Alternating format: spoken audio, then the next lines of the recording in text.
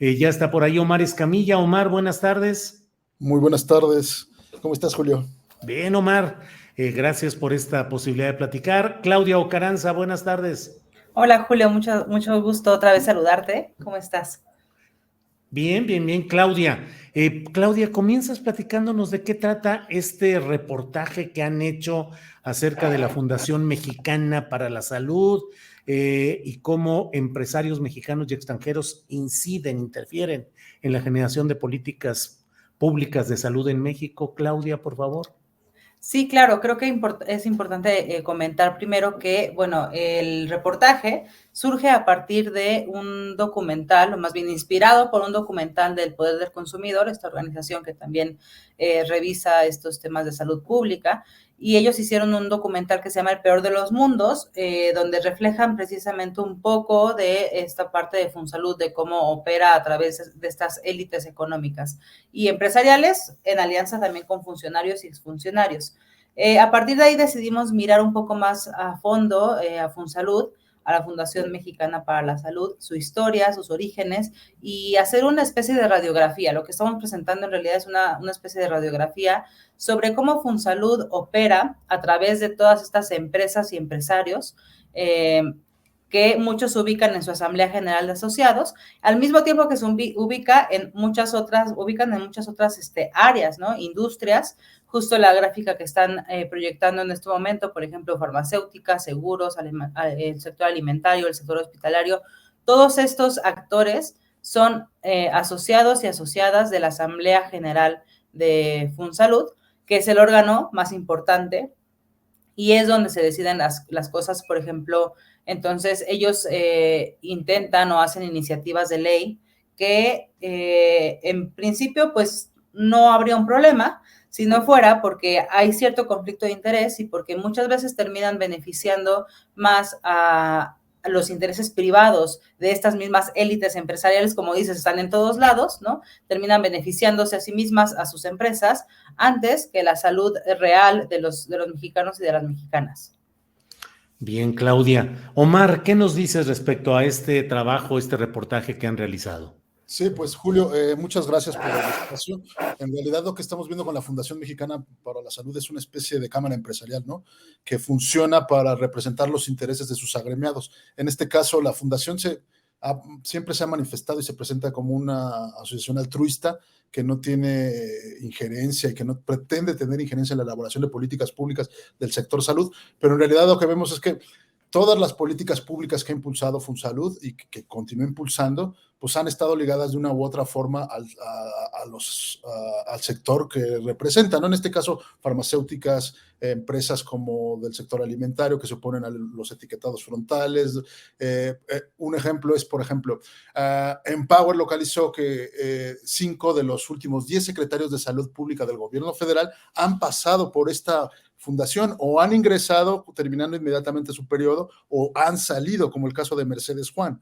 Esto se llama en el argot internacional la puerta giratoria o el revolving door y habla de un momento justo cuando las élites empresariales y las élites políticas funden sus intereses y se convierten en una especie de pacto para beneficiarse del sector público, ¿no? En el caso muy específico, por ejemplo, de Mercedes Juan, ella fue directora general de la Fundación Mexicana para la Salud en 2013 y dejó el cargo y se fue inmediatamente a participar como secretaria de Salud del gobierno de Enrique Peña Nieto. En su gestión durante el gobierno de Peña Nieto impulsó la Cruzada Nacional contra el Hambre y la Cruzada Nacional por la lactancia materna, ¿no? Lo que no nos hablan aquí es que, por ejemplo, en el caso de la Cruzada Nacional contra el Hambre, 5 de los 15 productos de la canasta básica pertenecían a Nestlé, que Nestlé es una de las principales financiadoras de Funsalud a través del Fondo Nestlé para la Educación. Y la otra situación es que también Nestlé pues, fue una de las principales beneficiadas empresas con estas políticas de prolactancia materna, pero que en realidad fomentaban el uso de sus fórmulas hacia niños, ¿no? Entonces, como este caso, hemos localizado varios y cientos conflictos de interés en distintos periodos, ¿no? El último es, como Claudia mencionaba, la fundación es evidente que entró en un conflicto con el gobierno actual, es un gobierno de otras características y que pues bueno, mantenido a raya hasta cierto punto los intereses empresariales en el sector salud. Ahora la fundación ha creado nuevas líneas, se ha reconstituido, ha sido resiliente, y una de estas líneas, por ejemplo, que nos habla de otro conflicto muy importante de interés, es el de la línea de salud y hábitos saludables y contra la obesidad. En esta línea participa Patricio Caso Prado, un funcionario que fue un alto funcionario de la COFEPRIS y que en la actualidad ocupa uno de los puestos más importantes en Coca-Cola Company de México, ¿no? Entonces, para que nos demos cuenta, a través de estas nuevas líneas en las que se está reconstituyendo FunSalud, pretenden impulsar nuevas iniciativas de leyes para hablar de una vida saludable, de incluir, por ejemplo, la telemedicina, ¿no? Quieren la fundación, y no lo decimos nosotros, si tú entras a la página web de la fundación dice, estamos trabajando para crear un capítulo dentro de la ley de salud que hable de la telemedicina. Lo que no nos dicen es que los dueños de la telemedicina de FunSalud son Fundación Carlos Slim y la GNP, ¿no? Dos de las corporaciones más importantes en el sector salud. Por ejemplo, GNP el año de 2021 tuvo 53,000 millones de dólares en ganancias solo en la parte de seguros médicos. Esto es un negocio gigantesco. Entonces, hasta cierto punto, y así podemos irnos, Julio, en cualquiera de estas cosas que queramos ver, ¿no? Estas son esta gráfica que justo está transmitiendo tu auditorio nos está hablando del Consejo Mexicano de Negocios, que es la organización empresarial más poderosa del país, donde aquí están sentadas las familias Slim Domit, la familia Bayeres, ¿no? Y que justo este Consejo Mexicano de Negocios nosotros rastreamos y ellos fueron en realidad los que crearon FunSalud, ¿no? Aunque no parezca así, ellos son los que tienen el control de FunSalud y la Asamblea General. Bien, Omar. Claudia, pues estamos hablando de algo que se repite en muchos países y que es el poderío de la industria farmacéutica, que mediante lobbies, mediante enviados directos a negociar, a informar, dicen ellos, ante los congresos y los gobiernos, pero también mediante estas fachadas de organizaciones aparentemente benévolas, filantrópicas, pues en el fondo lo que hacen es diseñar las políticas públicas de salud a favor de sus intereses muy perniciosos en varios de los casos que se están mencionando aquí. ¿Por ahí va el tiro, Claudia?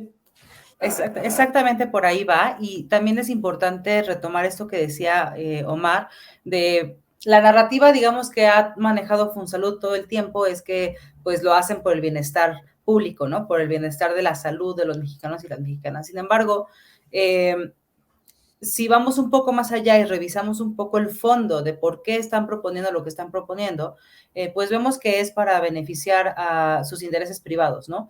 Y que la filantropía no es tanto filantropía. Si bien es cierto que la mayoría de sus fondos, de los fondos de función por el pago que asociados, también se hacen de recursos a través de convenios y de contratos y de acuerdos de colaboración con institutos de salud pública y también con universidades.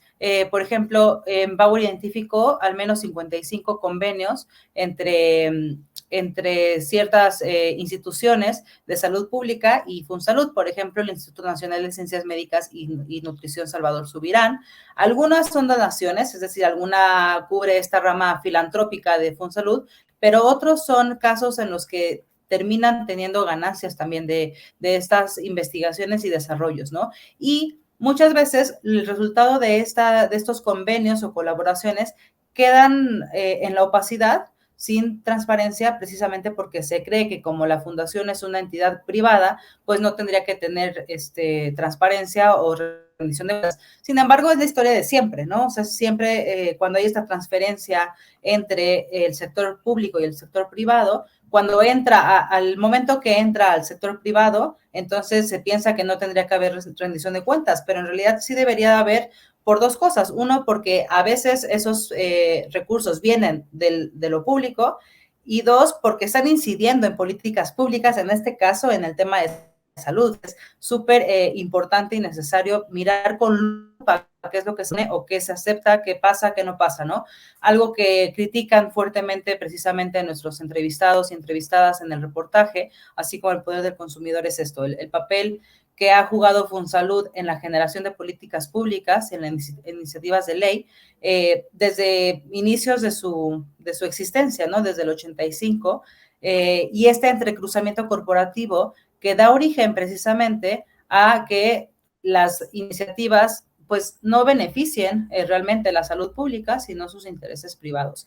Y es la historia de nunca acabar, es decir, pasa en muchas áreas, en muchas industrias, pero cuando se habla de salud, pues toma una dimensión importante y necesaria, ¿no? El poder del consumidor, por ejemplo, señala que Nestlé, precisamente a través de este Fondo Nutrición Fondo Nestlé para la Nutrición que tienen junto con FunSalud, ha bloqueado iniciativas de ley, por ejemplo, para sucedáneos de la leche materna, precisamente porque pues a Nestlé le viene que se venda su fórmula, ¿no? Y así tenemos ejemplos, como dice Omar también, recordemos a Julio Frenk en 2004, siendo secretario de Salud durante el sexenio de Vicente Fox, él era parte de FunSalud y él propuso que por cada cajetilla que se vendiera, las tabacaleras como Philip Morris tenían que dar un peso a lo que sería el Seguro Popular. Esta iniciativa no pasó, por suerte, pero es importante el caso porque en ese momento en Philip Morris quien tenía una participación era Carlos Slim.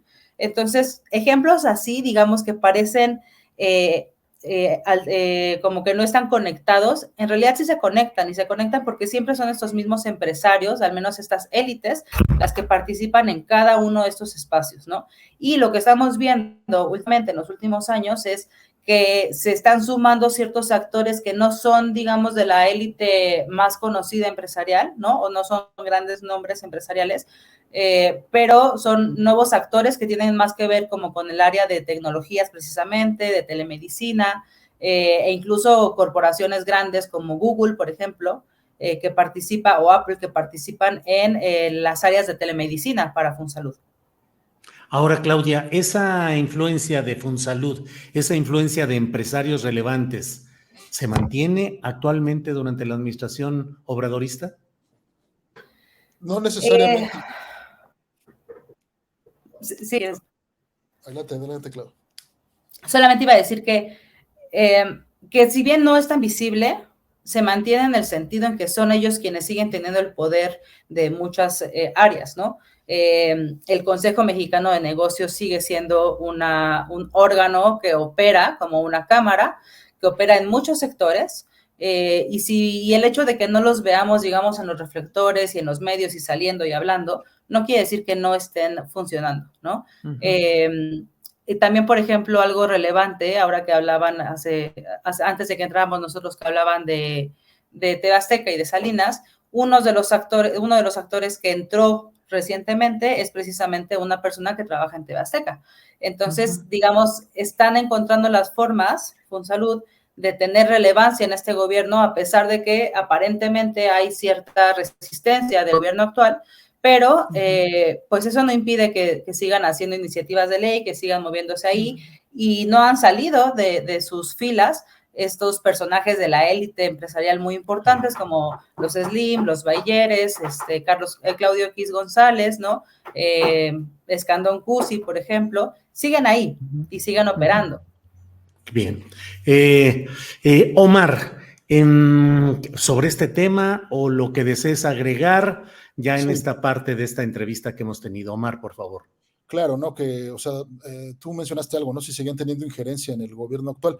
Pues para muestra, yo creo que es muy importante, por ejemplo, Pablo Escandón Cusi, que en 2021 él es el presidente y dueño fundador de la farmacéutica Nadro, y en 2021 la COFESE la multó con más de 900 millones de pesos porque la encontró que había caído en prácticas monopólicas absolutas. Esto quiere decir que se puso de acuerdo con otras empresas del sector farmacéutico para manipular el mercado de los medicamentos, justo en la época de la pandemia. Se suscitó este conflicto entre Nadro y el gobierno federal. Lo interesante es que dentro del Consejo de Administración de Grupo Nadro se encontraba Alfonso Romo, el que en ese momento era el consejero de la presidencia. Tenía esta figura, ¿no? Alfonso Romo y Pablo Escandón Cusi son socios desde que Alfonso Romo tuvo una farmacéutica que se llamó Savia, S.A.B. en 2003, ¿no? Desde entonces vienen teniendo relación.